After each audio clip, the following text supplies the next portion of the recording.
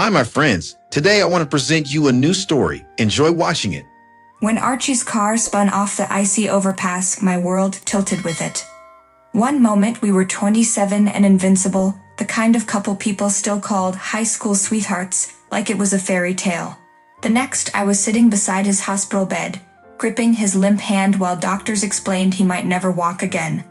Leaving never crossed my mind. I worked mornings at the marketing office, nights waiting tables at a nearby cafe, and spent the hours in between spoon-feeding him soup and helping him shift in bed so his muscles wouldn't waste away. I hired a home nurse with money which I barely had enough of, telling myself, if I can just keep this together, he'll heal and we'll be okay. The exhaustion was bone deep. Some nights, I'd stand in the bathroom staring at my own reflection, whispering, "You can do this, Charlotte. Just one more day." One rainy Thursday, I came home early.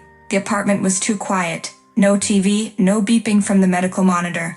I stepped into the bedroom and froze. The nurse was unclothed, straddling Archie, her laugh sharp and breathless. His hands gripped her below the waist, both of them working just fine. "Archie," my voice cracked. His head snapped toward me. No guilt, just annoyance. "You weren't supposed to be home yet." My heart pounded in my ears. "Your legs, can you walk?" "I've been able to do it for a month now," he said flatly. "I didn't tell you because, well, I don't love you anymore." He glanced at the nurse like she was some prize he'd earned. It felt like the air was sucked from the room. "Everything I've done for you." He shrugged. "The condo's mine. I think it's best if you leave." The nurse smirked over her shoulder and something inside me went cold. I didn't scream. I didn't cry. I walked into the living room, grabbed my purse, and pulled on my coat. Archie called after me, "Charlotte." I turned at the door, meeting his gaze. "One day you're going to wish you'd been honest, and it won't matter anymore." The rain was still falling as I stepped out, letting it soak my hair. The wind cut through my coat, but I held my head high. I had no home, no savings, but I had something Archie could never take back, my pride. And somewhere deep inside, a small, dangerous spark had started to burn. The first nights in my Logan Square rented apartment were the quietest of my life. No hum of medical machines, no restless shifting from the bed beside me, just the groan of old pipes and the distant rattle of the L. My new home was barely more than a box with peeling paint and a view of the alley, but it was mine. I filled my days with work, full-time at the construction firm's reception desk, part-time running invoices for a small courier company. I told myself if I stayed busy enough, the ache in my chest might dull. Some days it almost worked. 2 months after the divorce, I was unlocking my building's front door when I heard my name. "Charlotte." I turned. Archie stood on the sidewalk, clutching a drooping bouquet of supermarket flowers. His shoulders slumped like a man twice his age, eyes rimmed red. "I need to talk to you," he said, stepping closer. I kept my keys in my hand. "Make it quick." "It was a mistake," he began. "The nurse, she pumped me full of illegal powerful drugs. Manipulated me. I didn't know what I was signing until it was too late." I stared at him. "Signing what?" "My condo. It's hers now. I need money for treatment." His voice cracked on the last word. A bitter laugh rose in my throat. "I don't have any money. And if I did, it wouldn't be for you. It wasn't me, Charlotte. It was her. She." I cut him off. "You chose her. You lied to me. You threw everything away." His hand tightened around the flowers until petals broke off and drifted to the sidewalk. I wasn't in my right mind. "No," I said, turning toward the door. "You just weren't in love with me anymore." I heard him whisper please as I climbed the stairs, but I didn't look back. Up in my apartment, I stood by the window, watching him walk away. For the first time since leaving, I felt something close to clarity, cold, sharp, and certain. I was done saving him. From now on, I'd save myself. By late winter, my life had begun to take shape again. The construction firm offered me a permanent position, and for the first time in months, I was thinking about my future instead of just my survival. One evening, I was scrolling through real estate listings, half out of habit, half out of a vague dream of one day owning something again, when a photo froze me in place. A familiar kitchen, the same marble counters I had once wiped down, while dinner simmered on the stove. The caption read, "Downtown condo for sale. Very urgent with a large discount at a bargain price." My pulse quickened. It was Archie's condo. The asking price was far too low for that neighborhood. He wasn't just selling, he was desperate. And I knew why.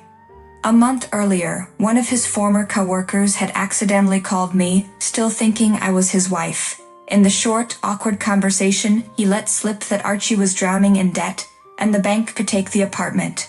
I tucked that piece of information away, like a queen held back in a chess match. Now the board was open. Archie deceived me again. He did not transfer ownership of the apartment to the home nurse. I called the listed realtor immediately. "I'm ready to put down an earnest money deposit," I said, keeping my voice even. We met the next morning. As the papers slid across the desk, I recognized the notary. He had been there the day Archie and I signed our divorce agreement. His eyes lingered on me a fraction too long, but he said nothing. By the afternoon, my offer was accepted. The condo was mine. Standing outside that building later, I traced my fingers over the cool brass of the entry buzzer. I thought about the years I'd spent inside, some of them good, many of them unbearable, and felt the weight of what was about to happen. It wasn't just a purchase. It was the beginning of my final move. By the terms of the sale, Archie had 2 weeks to vacate the condo. I waited, patient as stone. On the final evening, I drove over with the new keys cold in my palm. The hallway smelled the same, faintly of furniture polish and the neighbor's overcooked garlic bread. I knocked. The door opened to reveal Archie, rumpled and unshaven, a duffel bag slung over one shoulder. He froze. "You?" His voice cracked with disbelief. "Yes," I said evenly. "This condo is mine now."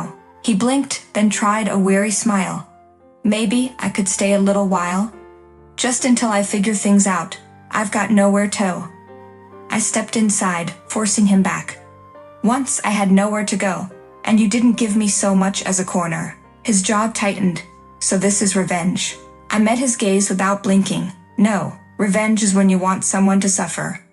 "I don't care if you suffer, Archie. I just want you to remember, everything you did to me, you eventually did to yourself."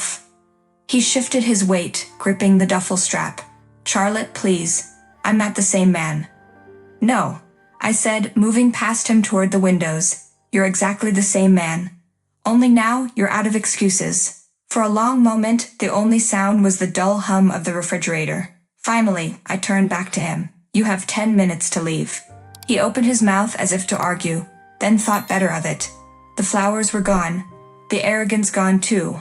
Only the hollow look of a man who'd run out of chances remained. I stood in the doorway and watched him step into the hall. For the first time in years, I was standing in this condo on my own terms. The renovation took 6 weeks. Fresh paint, polished floors, new light pouring through the windows where once I'd drawn the curtains to hide my unhappiness. I rented out the condo for a solid price, the payments becoming the seed money for something I had once only whispered about to myself. A design studio of my own. On opening day, I stood in the bright, sunlit space surrounded by my first clients.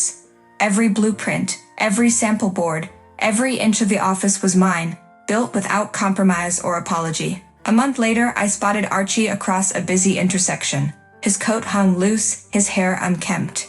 He saw me, paused, then turned away into the crowd. For a moment, I considered calling out, if only to prove how far I'd come. But instead, I kept walking. Later that night, over coffee with a friend, she asked, "Do you ever think about him?" "Sometimes," I admitted. But not because I miss him. Because I remember who I used to be, and who I am now. I took a slow sip, savoring the warmth. The best part wasn't buying back the condo, or the profit it brought. The best part was that somewhere between losing everything and standing here, I had found the one thing I'd forgotten I could own outright, myself. Friends, what do you think of this story? Write your opinion in the comments. Would you like more stories? Don't forget to subscribe and hit the bell button so you don't miss any videos. See you tomorrow.